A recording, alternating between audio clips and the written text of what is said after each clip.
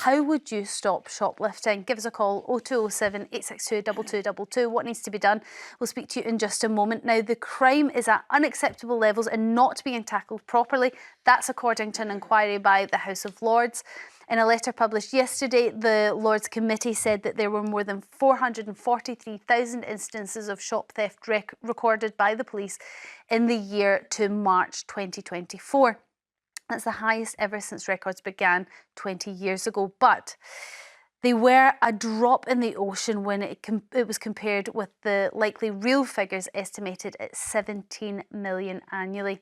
Now, the committee also said that shoplifting costed the retail sector nearly £2 billion last year, which resulted in price rises impacting individuals, families and communities. So we know that there's a huge issue, but we don't know how to fix it. Do you? We're putting it out there. How would you fix this problem? How would you fix this problem, Carole?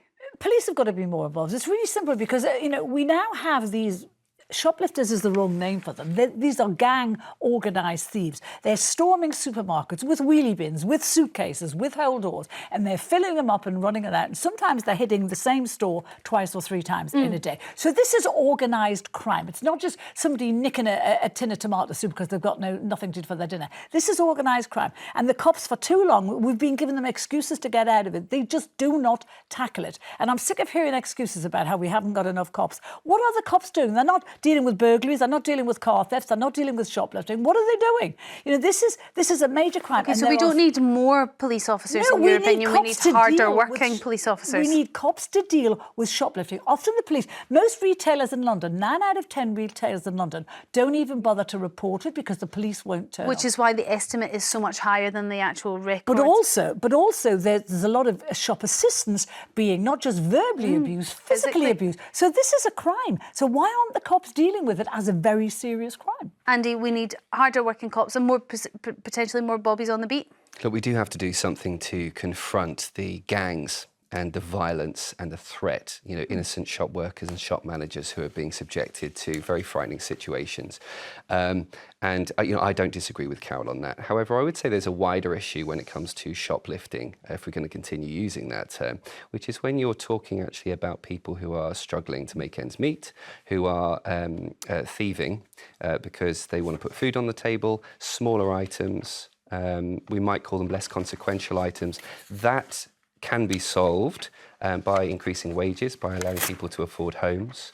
And also, I think there is a general sense here, I'm just going to say it out loud here, and I don't know exactly what the conclusion of this is, but I think that increasingly consumers feel as though they are being robbed every day by shops. It's not just and part of the psychology of that's interesting. I'm not saying that means it's justified to steal, but part of the psychology is like, if you're going to charge me £6 for a bottle of tomato ketchup, I'm going to nick it. And with the supermarkets, particularly in a lot of these high street stores, when they're charging this much, knowing how people are struggling with their own finances, and putting the prices up at any excuse and never ever putting them down again, consumers aren't fools. And so the mutual respect that you have between a shopkeep and a customer doesn't exist anymore. All right. Where does that kind of attitude end? It means that if you feel a shop is charging too much, you can just... Well, it ends with we commerce not ripping people off anymore, calls on this after the break, so still to come, your calls on how you would solve the shoplifting issue that we have in this country. Plus, we'll be hearing from someone, a shop owner actually, who knows the real impact of this crisis. And now your calls on this. How would you stop shoplifters? Give us a call on 0207 862 2222. We can hear from Fiona Malone now, who runs the Tenby Stores and Post Office. Her business lost £26,000 to shoplifting last year. Welcome, Fiona. Well, I suppose the most obvious question is, how do you function as a business losing that much money a year? Well, for us, we needed to do something about it. So as you can see, I'm wearing a headset.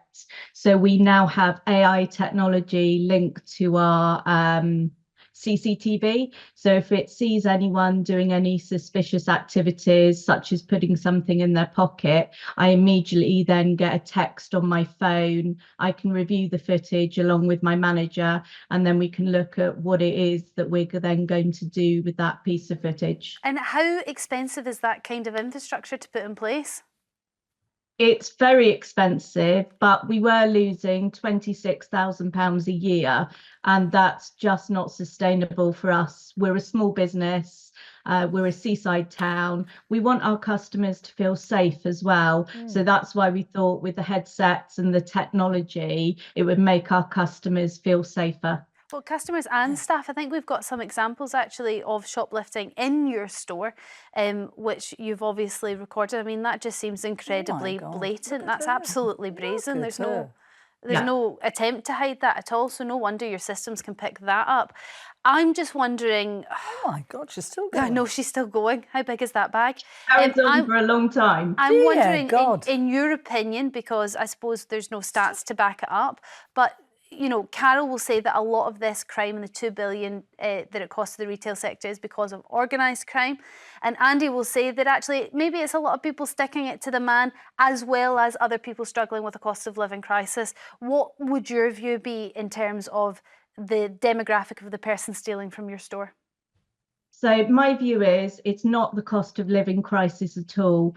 These people that are targeting us, they're stealing alcohol, they're stealing high-end chocolates. We're not looking at people that are coming in and stealing a loaf of bread. You know, this is people that they want to steal because they feel that they can. They feel that there's no consequences for their actions. Okay, so with that, do you think that we need harsher punishments for these criminals? At the moment, obviously, we're also listening that there's no space for people in prison. So from my point of view, I think there just needs to be some consequences. So, for example, at the moment, we've got 5 outstanding shoplifting cases that are with the police.